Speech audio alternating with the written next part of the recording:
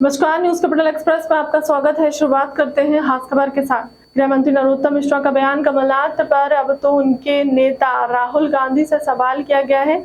उन्होंने ही टाल दिया, अब बचा क्या है। सारे नेताओं ने कमलनाथ को नकार दिया। जिन नेताओं को कमलनाथ ने नहीं बुलाया था उन्हें भी जूम से जोड़ा गया है और उन्होंने भी कमलनाथ के खिलाफ मोर्चा खोल दिया। कमलनाथ अपने आप को कोई भी फेस बताते रहे, पर उनके नेताओं ने स्पष्ट कर दिया है कि कमलनाथ अब फेस नहीं।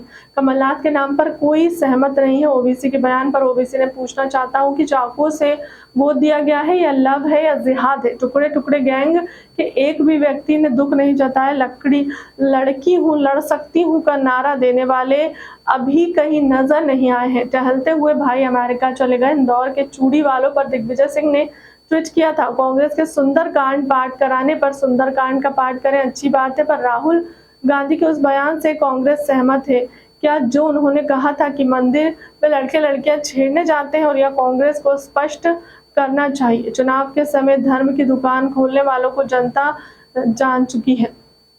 तुष्टीकरण की राजनीति अब नहीं चलने वाली है कि एकजुटता के साथ चुनाव लड़ने पर सहमति बनी है। कहा उन्हीं के नाम पे लोग एकजुट नहीं है तो उनका कहना कौन मानेगा।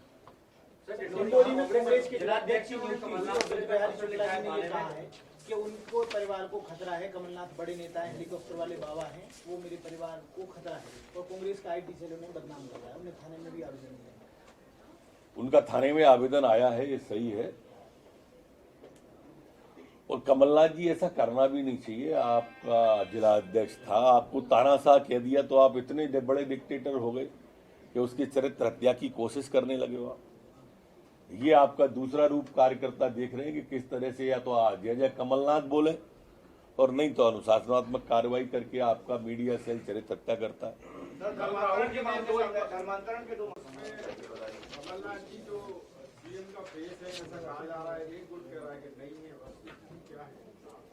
अब ये तो उनके नेता राहुल गांधी से जब सवाल किया गया, जब उन्होंने ही टाल दिया तो बचा क्या है।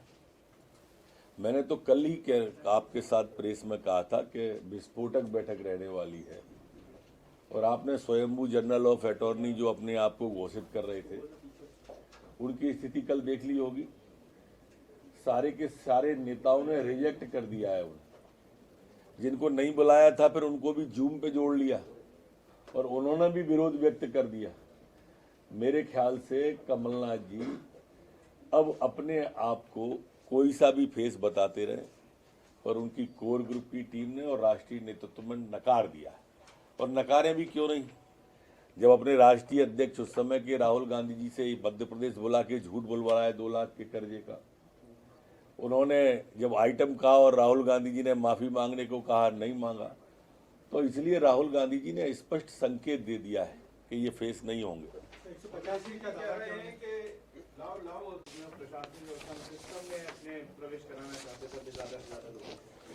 देखिए, एनआईए उसका इन्वेस्टिगेशन कर रही है, एफआईआर भी एनआईए ने रजिस्टर की है, इसलिए ज्यादा उसमें कुछ बोलना ठीक नहीं मानता मैं। लेकिन एक बात कहता हूं, एनआईए से अगर कोई भी पुट आएगा तो मध्य प्रदेश ने तहस नहस कर दिया है, चाहे वो एचयूटी हो, चाहे आईएस हो, चाहे हमारा पीएफआई का मामला हो, चाहे उसके पूर्व में दूर चले जाए तो सिमी से लेके यहां तक सारे के सारे नेटवर्क ध्वस्त कर दिए, और इनमें किसी को भी मध्य प्रदेश में गुंजाइश नहीं दी जाएगी। कल की बैठक में कमलनाथ जी ने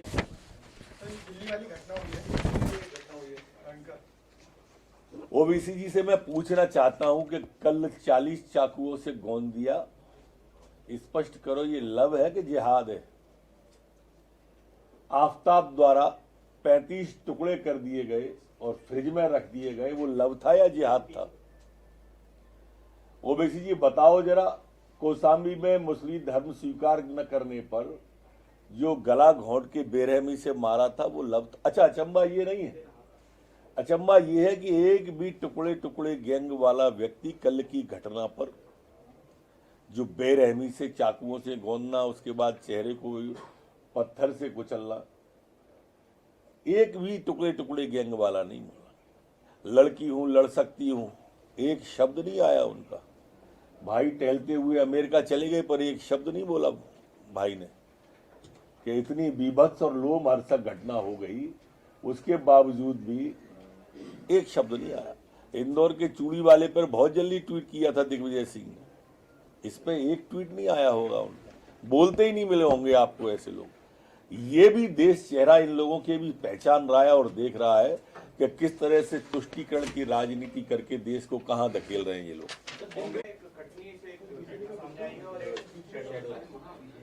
शहडोल का जो विषय आया है उसमें एफआईआर हो गई है और छत्तीसगढ़ के पास के रहने वाले थे, वो छत्तीसगढ़ के यहाँ मध्य प्रदेश में आए थे और गिरफ्तारियां भी हो गई हैं दोनों की, जिनके घर पर कार्यक्रम हो रहा था वो और पादरी जो थे उनके। महाअभियान बीजेपी आज से शुरू करने जा रही है 30 दिनों तक। ये पूरे मध्य प्रदेश नहीं पूरे देश के अंदर है।